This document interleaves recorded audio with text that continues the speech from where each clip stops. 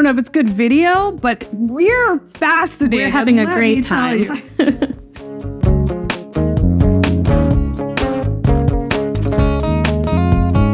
Hello and welcome to My Tiny Bottles, the project where I'm exploring my grandmother's legacy of miniature liquor bottles, one tiny bottle at a time. Maybe 4 today. And I am here with Katie Strieski, also known as Garnish Girl on Instagram.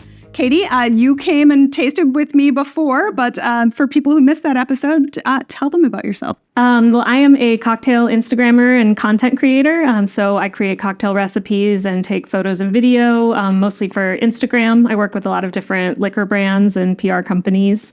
And I have a cocktail recipe book called Cocktails, Mocktails, and Garnishes from the Garden. Excellent.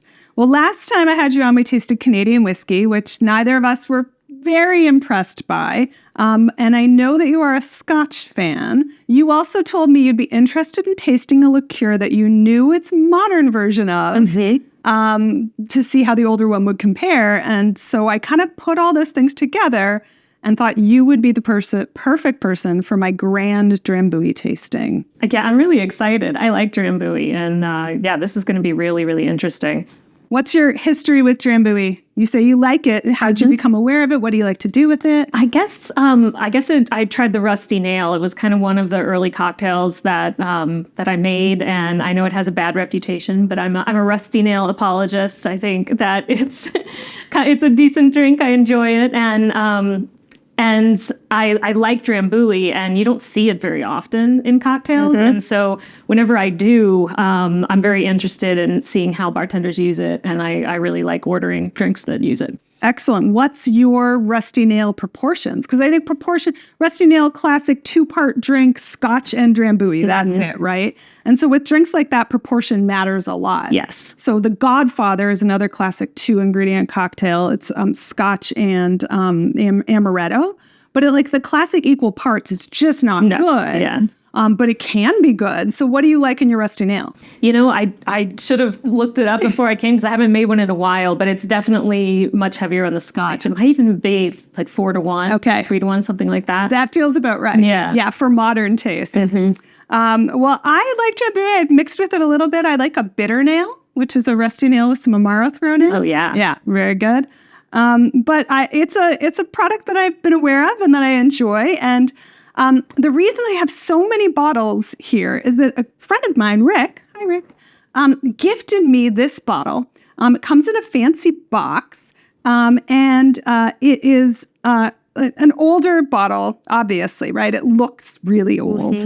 It's got all the regalia on it. It's got a whole little story on the back. And from the tax strip, I can tell this is from, I think, 1977 to 1982 is when this bottle is from. And my friend Rick was like, I know you like vintage spirits. I know you have this bottle project. I'm going to give this to you to do whatever you want with. And at the time, I had not found a tiny bottle of Drambuie. And then I found a tiny bottle of Drambuie. And as I was researching this one, which I think comes from the 1990s, the way I was pinning down what the date was to look at all the label changes through the years. And it's really, really hard. You know, this is one of those brands that kept their brand identity pretty similar for a long, long time until 2010 when they just radically redid it for, it was like an anniversary or something. And you can just tell they're trying to play into a different cocktail market. They're like, people think that we're old and stodgy. We're going to create something modern and new. That did not last long. In 2016, they went back to this much more traditional style bottle, right? Still cleaner lines, a little bit more modern looking, but it's a nice compromise between the two. I think so. So my question was, when they changed the labels, did they change what's inside? Right? This is always that question that we have. Every brand says, we've been following the same recipe since when is this? 1745, right? They're going to make those claims. How do they actually stack up? Right. Okay. So my proposal is that we start with the newest one. Yeah, it's been a while since I've had it, especially on its own, so it'd be good to have it. Give us a little baseline. So they did the label change in 2016, but this is a much newer bottle. This one was brand new as of last year. So 2023 shouldn't really have any age-related changes in the bottle. The label says a unique blend of aged Scotch whiskey, heather, honey, herbs, and spices. So that's what we're looking for. 40% alcohol by volume, so full proof like a spirit, but also sweet. Mm-hmm. All right.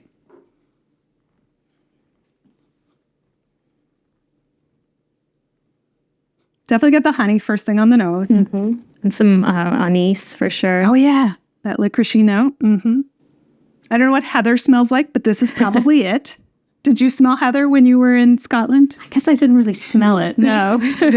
Didn't make you do that? Herbal, honey, definitely honey. You know, you can smell the honey, smell the sweetness. All right. It's really nice. It's an underrated liqueur. Mm-hmm. What do you think? Yeah, I agree. It's more kind of syrupy than I remember. It might just be because we recently tasted some whiskey. That'll be interesting to see how it changes, because that is one of my experiences, is that the viscosity of liqueurs of the same kind of liqueur will change over time. Mm-hmm. I don't know if that's like they're using different kinds of sweeteners or what. Yeah. But I have noticed those viscosity changes. That's really interesting. All right, so 2023 bottling, 2016 label. I'm going to move us through fairly quickly till we get to the older examples, just so we're kind of trying to benchmark. So the question here is, when they made this super modern bottle, did they, when they switched back, did they change anything about any change they might have made? Okay. Oh, wait, is this totally sealed? I thought that I had opened this one before. I guess not. Okay. Well, that makes a better comparison. It's been sealed up since, I'm going to say I probably bought this in 2015 or maybe even 2016, because I just don't think I would have bought it closer to 2010 and still had it around. I might even have bought it after 2016 and it just sat. Yeah. It's a nice size for something like this. I love half-size bottles. Yes, I wish there were more of them out there. Mm-hmm. All right.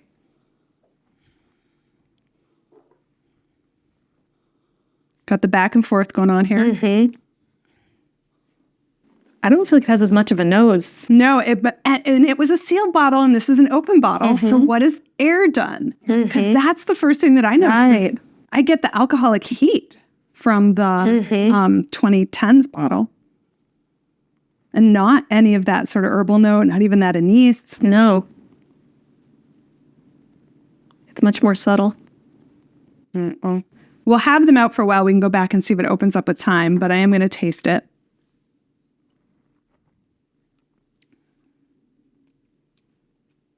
Well, there's all the anise that was missing from the nose. Wow. Super licoricey.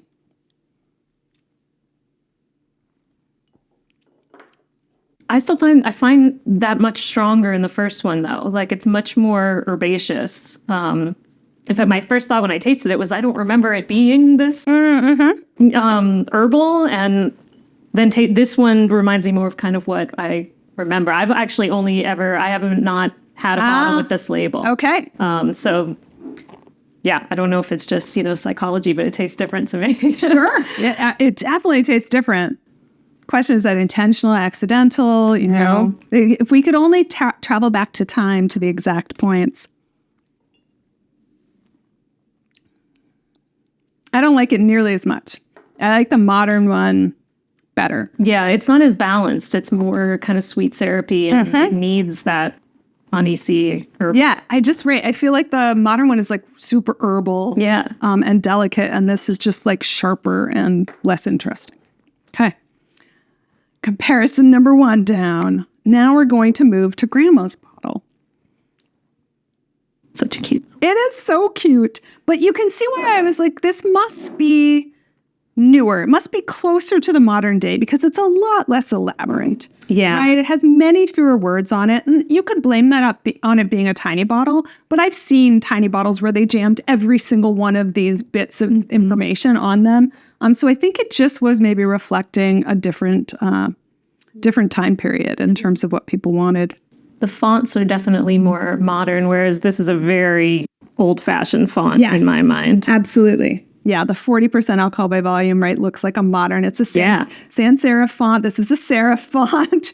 All those little changes that start to matter. It's got a pretty good shoulder level. Looks like a little evaporation, but not too bad. Let's see if we can get the top off. Hey, I always like it when they crack. Okay. Bottle number 3. Definitely got the syrupy going on. Oh, yeah. Color-wise, they're pretty consistent. Maybe this newest one is a little bit older. By newest, I mean, of course, the oldest so far, Grandma's tiny bottle. Is a little bit darker. A little bit darker, I think. Good, make sure I'm not mixing from the probably from the 1990s is my guess. So at this point, about 30 mumble years old. Mm-hmm.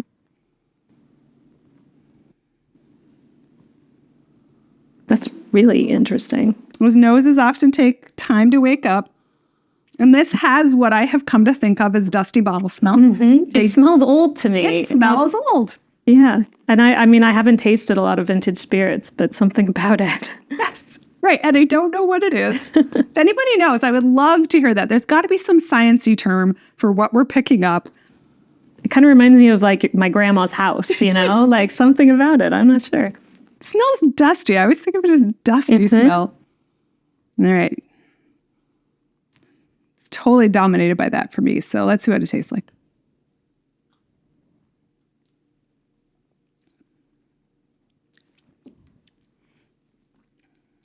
They're all really different. This tastes like scotch. Mm-hmm. It does taste more like scotch. The other ones didn't taste like scotch at all. We didn't mention scotch one time in our tasting notes. This tastes like it's actually made from scotch. Right. Yeah, it really does. It smells almost like rum to me. Can see that. I'm getting a little bit more on the nose now. Caramelized sugar. I think that's sort of like molassesy. Yeah. When you're talking about the rum. And it's definitely more viscous, I think. Yeah. Yeah, it's interesting because my initial taste on it was like, ooh, the alcohol did not evaporate off this at all because it felt so strong and alcoholic. And then on the finish, I realized, well, no, I don't think it's actually more higher alcohol. I think it's just that I can taste the scotch. Right. Yeah. Yeah, I could see that.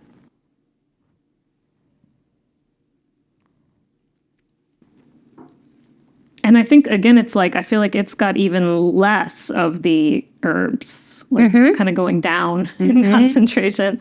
Right. And is that something that sometimes those like volatile organics and stuff, you know, the aromas don't stand up as well over time. So that's maybe what we've lost and we're just left with the scotch. But I also think maybe in the time period, you know, I'm talking 90s, but I don't think they were changing it much back then, right? And scotch was you know, it's still popular. Like scotch had been really popular in the post-war and people drank scotch and appreciated scotch. And so maybe it was more acceptable to have something that tasted like scotch. And then as you kind of move into our modern day, you know, maybe that's when they were like, oh, let's not make it taste like that old thing people's grandparents drank. Maybe. And it's kind of found more of its own niche, I guess, as sort of its own thing. Well, I think one way to tell, right, will be to see if this also tastes old and scotch. Yes. I'm going to ask my cameraman to grab the box so you can really appreciate the glory. That is fantastic. That is this bottom. They don't really package things like this anymore. Very sharp knife. So let's see what happens here. All right. Definitely some color on this cork. Okay. I don't know what that means. It's well sealed though. Ooh. Darker yet.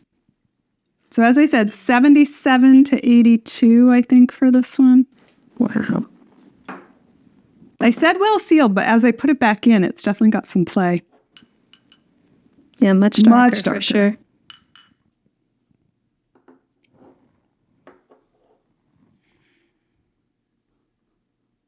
Oh, it's like butterscotch. And I think sometimes with the older liqueurs, the older they get, the more the sugars caramelize. Even though like it doesn't have a lot of air exposure, which what we think caramelize things like oxidation, they just seem to, the sugars change over time. Again, if you're a chemist, I want your intel. Not as herbal on the nose.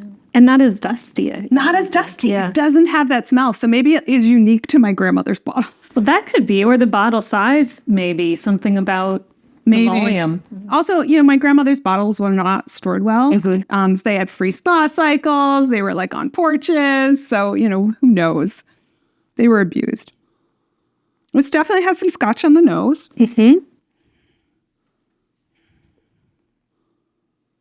Oh, and now that I go back to our 2010s bottle, early 2010s, I actually pick up a little scotch on the nose there now too.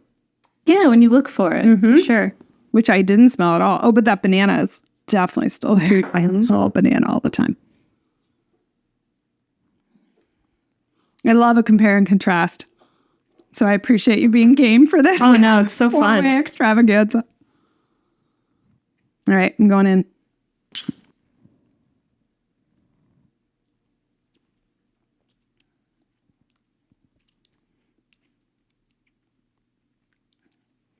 Different again. It's nicely balanced. It's good. It's good. It's a nice, yeah. It's scotchy.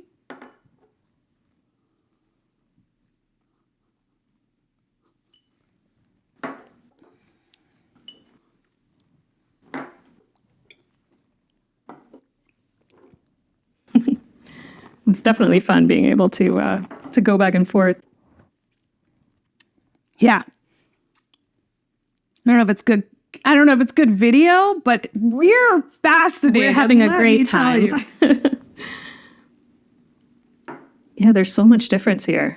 So much difference, right? So whenever this is our lesson, right? When they tell you it's been the same recipe forever, you're lying. And, in whiskey, sometimes it's that they've changed the grains. So literally the corn they were making whiskey out of 50 years ago doesn't exist anymore, right? They're not using it anymore. And here, they might be using that same set of herbs and the same process for the herbal liqueur component. But for sure, the scotches that they've been using as the base have changed. Definitely. Right? Yeah. And I feel like here we get like some actual malt scotches. Where here I feel like it's probably just grains now, right? Yeah. Probably. I mean, I'm sure that cost effectiveness has become more and more important over the years. And even if like the honey, I mean, even if they were getting it from the same area, I bet the flavor of that has changed given, industrialization and a change in the plants and global everything. warming. Yeah, Right. There's so much, even if they kept the same amount of honey and the same amount of scotch, which is probably how they can say that the recipe hasn't changed. All right, if you had to rank them. Good question. Oh, I know, this is hard. And it's so interesting because I have a cocktail that I like to make that I designed for a particular gin for science fiction conventions, the Glasgow 2024 Worldcon. I designed a cocktail with gin and scotch because the convention was in Scotland, right? And it was their house gin. And I used, Drambuie, one of these to make it. And I'm not sure it would taste good made with these older ones. It was developed for that more sort of neutral flavor. Yeah. I mean, this is a very different flavor profile for sure. But this gives us a totally different insight into the rusty nail. It does actually, because it might be, it would be interesting to make it with, make one of those with all of them because it might taste, the traditional Drambuie heavy rusty nail might taste better with one of these. Well, I don't know that we can make one with all of them, but maybe we will have you make one with one of them. Yeah, that would be fun. All right. Well, stay tuned for that.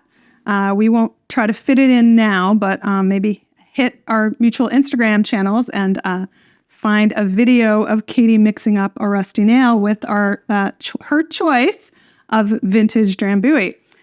So where will people need to look for you when that time comes? You can find me on Instagram as Garnish_girl, and my blog is garnishblog.com.